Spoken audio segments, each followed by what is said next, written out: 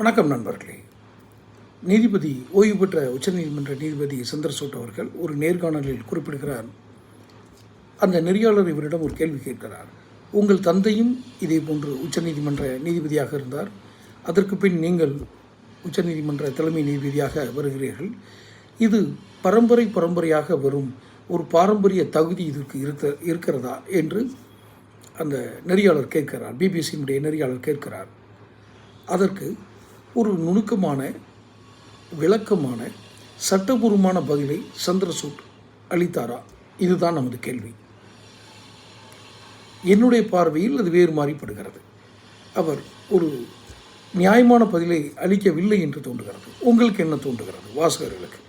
நீங்கள் அதே வீடியோவை கீழே இருக்கிற ரிலேட்டட் வீடியோவில் அதனுடைய லிங்க் இருக்குது, அதில் போய் பாருங்கள். உங்கள் பதிலை கமெண்ட் பாக்ஸில் சொல்லுங்கள். நன்றி.